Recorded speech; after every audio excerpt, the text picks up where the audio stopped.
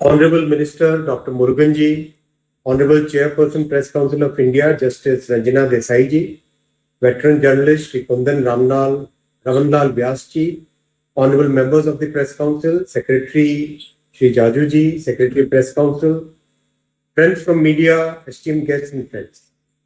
It's my privilege to join you in celebrating the National Press Day today. I would have loved to join in person, but because of the Maharashtra elections, we are here, stationed here, both of us. So we are joining virtually. Friends, this is the day to remember the contribution of press and media in our society. This is also the day to acknowledge the changes in the world of press and media. And also the time to understand the new challenges that our society is facing because of these changes which are happening in the world of media and press. Let us begin with remembering the contribution of press in our struggle for freedom from the oppressive forces, and I would like to recount two such instances in our history. First was the long-drawn battle to achieve freedom from the British rule. The press played a very major role in our struggle. And the second was the fight to preserve our well-fought democracy from the dark years of emergency imposed by the Congress government. We must not forget these struggles because history has the tendency to repeat itself. And those who forget history are bound to face the same challenges again and again. That is why NDA government, led by Prime Minister Shri Narendra Modi ji, has decided to observe June 25 as the Constitution Murder Day. Friends, I would like to emphasize the role of media and press in preserving our democracy, and especially in India, which has a very vibrant press. Our press and media is vocal. Our press and media has opinions across the spectrum. Some are very strong, some are very centrist. And our country, the mother of democracy, houses as many as 35,000 registered daily newspapers. There are thousands of news channels and a rapidly expanding digital ecosystem which is reaching the crores of citizens via mobile and internet. The investments made in digital infrastructure have propelled India among the top countries with 4G and 5G networks. Along with the spread of network, we also have the lowest data prices in the world. So friends, along with the vibrancy, along with the diversity of our press, the availability and affordability of digital media has created new opportunities for media in our country.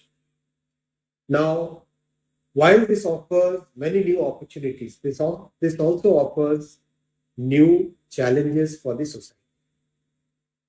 Today, I would like to highlight the four big challenges that our society is facing because of the developments, because of the changes which are happening in the world of media and press.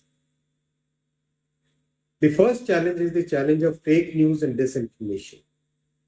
The rapid spread of fake news is a big threat not only to media because it undermines trust, but it's also a big threat to democracy. Since the platforms do not verify whatever is posted on those platforms, so the false and misleading information can be found in abundance on practically every platform. Even those citizens who are considered as well-aware citizens, they also fall into the trap of such misinformation. So the question that arises is, who will take the responsibility for the content which is published on the platforms? Globally, there is a debate over the relevance of safe harbor. This is a construct, the safe harbor construct is a construct which came in 1990s when internet was developing. That was the time when the availability of digital medium was limited to a select few, mostly in universities, mostly in research institutes. That was the time when safe harbor construct came in. Today, digital medium is available to one and many. It's so common, it's so prevalent. Practically every person that you see in a city and a large population in the rural areas who have a mobile in their hands, they have access to the world through the digital medium. So this construct of safe harbor, which was developed during the 1990s, is it still relevant? This is a debate which is right now happening in many parts of the world, in many developed and developing countries. It is well known today that many riots, including some in the developed world, many acts of terrorism, many in the rich world, and interference in democratic processes, including many instances in the developed world.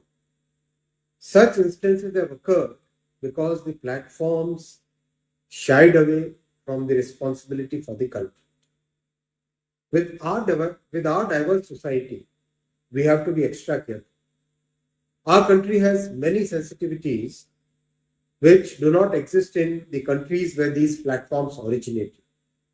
Whether it is language, whether it is religion, whether it is regional differences, whether it is cultural diversity, we have to be extra careful when we are working in a country as diverse as India.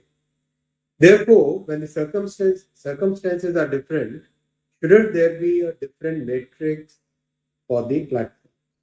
Shouldn't there be more responsibility on the platform? This question needs to be debated in our social context.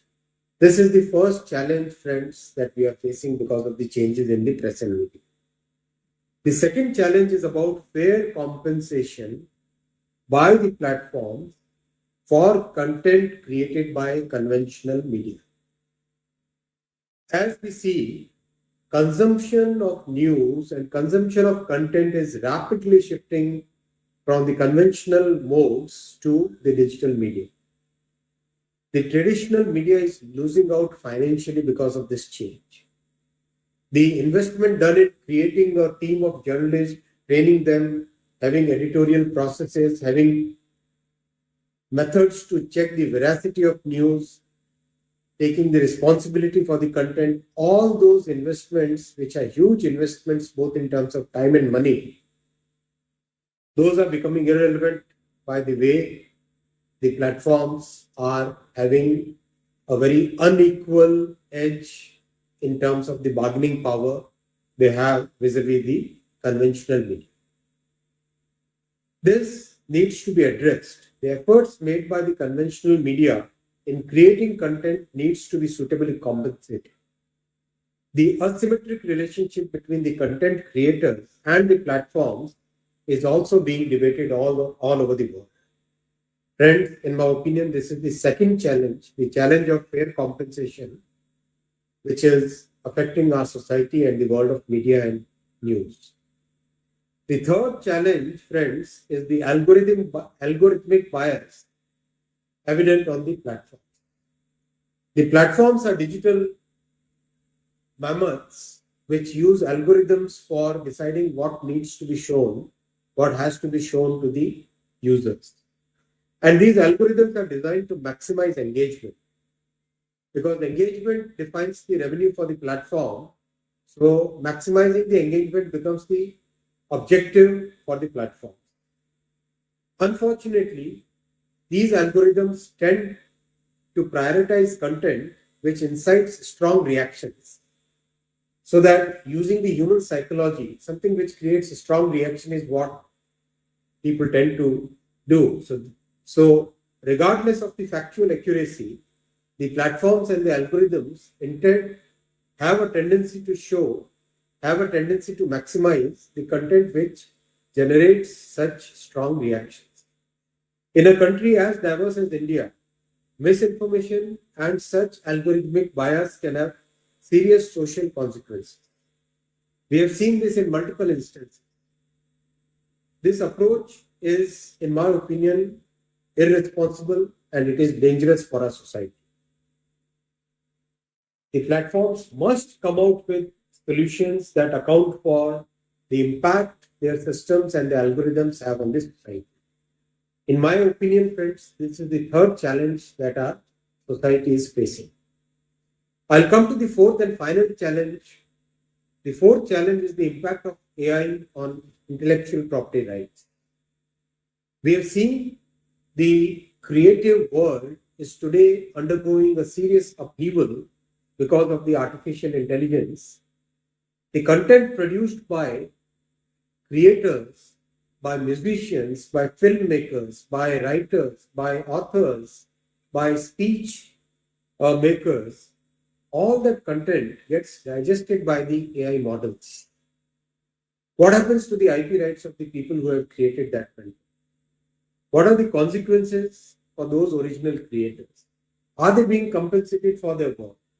Are they being acknowledged for their work? Today, the AI models and AI systems are able to generate pieces of music on the basis of a small written note to it. And that is all because of the large amount of music data that they have used while getting themselves trained. Under such circumstances, under such changes in technology, what is the safeguard for the original content creators? This is not just an economic issue, it is an ethical issue too.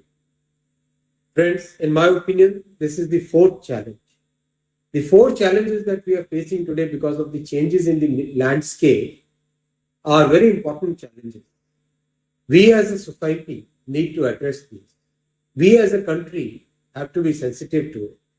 We as pioneers in technologies in many different fields have to find solutions which can give us solutions to these major problems faced by our society. And we need to create consensus around this. We need to have open debate around these challenges. We need to have a lot more discussion about these challenges, and we have to rise above politics because these are the challenges which are affecting the very fabric of our society. These are the challenges which are going to be more and more dominant, more and more prominent in the coming days. So friends, as we collectively march towards Viksit Bharat by 2047, let us all work towards creating a harmonious society. Let us work towards creating a prosperous country.